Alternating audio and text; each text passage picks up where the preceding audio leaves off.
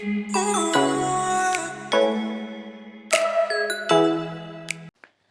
Friends, welcome back to my channel. അപ്പം ഞാൻ ഇന്ന് കാണിക്കുന്നത് വളരെ പെട്ടെന്ന് തയ്യാറാക്കിയെടുക്കാൻ പറ്റുന്ന ഒരു കടലക്കറിയുടെ റെസിപ്പിയാണ്.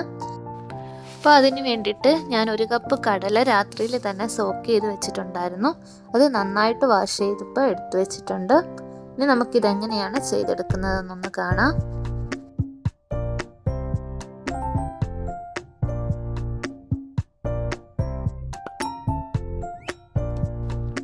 കടലക്കറി റെഡിയാക്കി എടുക്കാൻ വേണ്ടി ഞാൻ ഒരു കുക്കർ അടുപ്പിലേക്ക് വെച്ച് കൊടുത്തിട്ടുണ്ട്.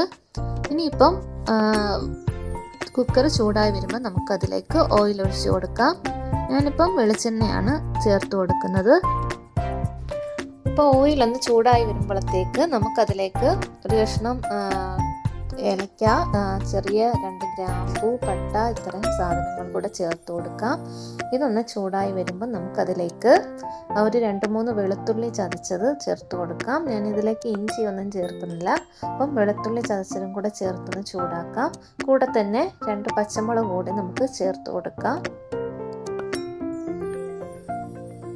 എന്നിട്ട് ഇത് ഒന്ന് നന്നായിട്ട് മൂപ്പിച്ചെടുക്കാം.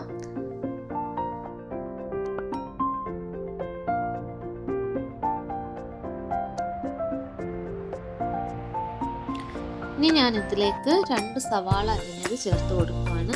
ഇത് നമുക്കൊന്ന് വഴറ്റിയെടുക്കാം. അപ്പം ഡയറക്റ്റ് കടലയിലേക്ക് ഇതെല്ലാം ഇട്ട് ചെയ്ത് കൊടുക്കുന്നവരുണ്ട്. എന്നാലും ഇങ്ങനെ ചെയ്തെടുക്കുമ്പോൾ നല്ലൊരു ടേസ്റ്റാണ്. കൂടെ തന്നെ നമുക്ക് കുറച്ച് കറിവേപ്പില കൂടെ ചേർത്ത് കൊടുക്കാം. എല്ലാം കൂടെ നന്നായിട്ടൊന്ന് മൂപ്പിച്ചെടുക്കാം.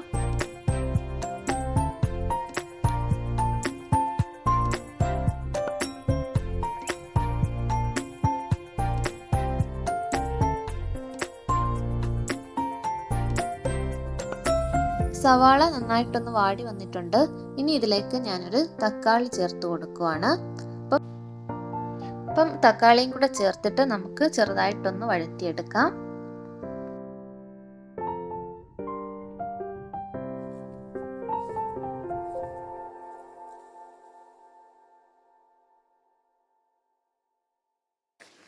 അപ്പം സവാളയും തക്കാളിയും ഒക്കെ ഒന്ന് വാടി വരുന്ന സമയത്ത് നമുക്ക് ആവശ്യത്തിനുള്ള മസാല ചേർത്ത് കൊടുക്കാം. അപ്പം ഞാനിവിടെ 1/2 സ്പൂൺ മഞ്ഞൾപ്പൊടി ചേർത്ത് കൊടുക്കുന്നുണ്ട്. അതിനുശേഷം 3 സ്പൂൺ മല്ലിപ്പൊടിയാണ് ചേർത്ത് കൊടുക്കുന്നത്.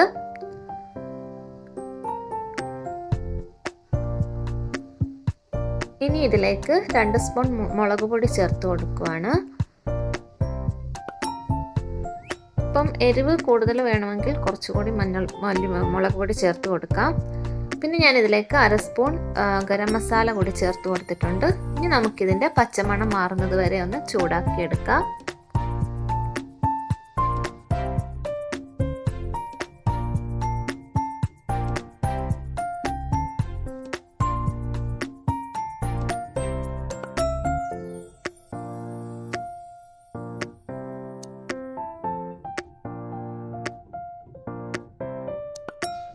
അപ്പോൾ ഇനി ഈ മിക്സിലേക്ക് ഞാൻ കഴുകി വെച്ചിരിക്കുന്ന കടല കൂടി ചേർത്ത് കൊടുക്കുവാണ്.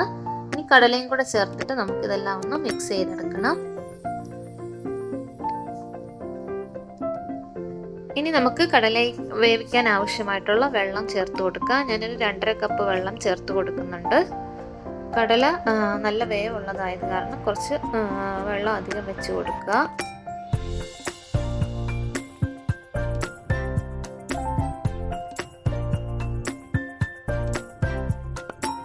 ഇനി ഇതിലേക്ക് ആവശ്യത്തിനുള്ള ഉപ്പ് കൂടി ചേർത്ത് കൊടുക്കാം.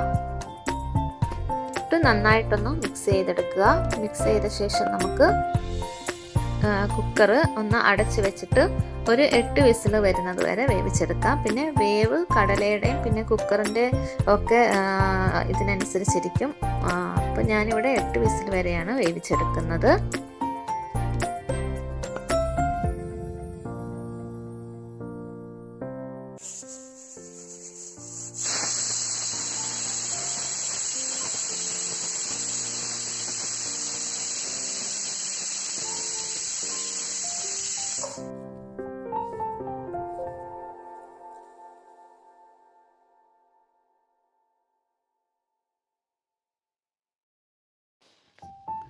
ഇപ്പം കടല 8 വിസിൽ വന്ന ശേഷം സ്റ്റീമെല്ലാം പോയപ്പോൾ ഞാനിത് തുറന്ന് നോക്കിയിട്ടുണ്ട്.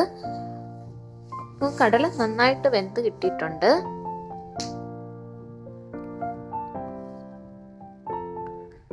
കണ്ടില്ലേ, കടല നല്ല പോലെ വെന്ത് വന്നിട്ടുണ്ട്. അപ്പം ഞാനിനി ഇതിലേക്ക് തേങ്ങ ഒന്നും ഒഴിച്ചു കൊടുക്കുന്നില്ല. പകരം നമ്മൾ ഇതിലേക്ക് ചേർത്ത് കൊടുക്കുന്നത് ഫ്രഷ് ക്രീമാണ് കേട്ടോ. അപ്പം സ്റ്റൗ ഓഫ് ചെയ്ത് വെച്ചിട്ടുണ്ട്. ഈ സമയത്ത് നമുക്കിതിലേക്ക് ഒരു 2 സ്പൂൺ ഫ്രഷ് ക്രീം ചേർത്ത് കൊടുക്കാം.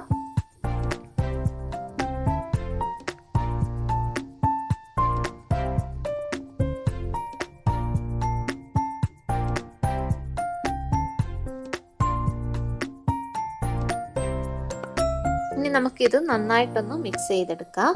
അപ്പം ഫ്രഷ് ക്രീം ചേർക്കുമ്പോൾ നല്ലൊരു ടേസ്റ്റാണ്, കടലയ്ക്ക് നല്ല കുറുകി വരികയും ചെയ്യും. അപ്പോൾ അതിന് വേണ്ടിയിട്ടാണ് ലാസ്റ്റ് ഞാനിതിൽ ഫ്രഷ് ക്രീം ചേർത്തത്. അപ്പം തേങ്ങ അരയ്ക്കുന്ന സമയമൊക്കെ നമുക്ക് ലാഭിക്കാം. അതുപോലെ തന്നെ ലാസ്റ്റ് ഞാനിതിലേക്ക് 1 സ്പൂൺ പച്ച വെളിച്ചെണ്ണ കൂടി ചേർത്ത് കൊടുക്കുന്നുണ്ട്. അപ്പോൾ ഇത്രയേ ഉള്ളൂ, നമ്മുടെ കടലക്കറി റെഡിയായി കിട്ടിയിട്ടുണ്ട്.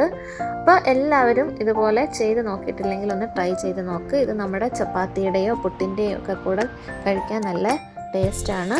അപ്പം നമ്മുടെ ചാനൽ ആദ്യമായിട്ട് കാണുന്നവരാണെങ്കിൽ സബ്സ്ക്രൈബ് ചെയ്തിട്ടില്ലെങ്കിൽ ഒന്ന് സബ്സ്ക്രൈബ് ചെയ്ത് സപ്പോർട്ട് ചെയ്യുക. Thanks for watching.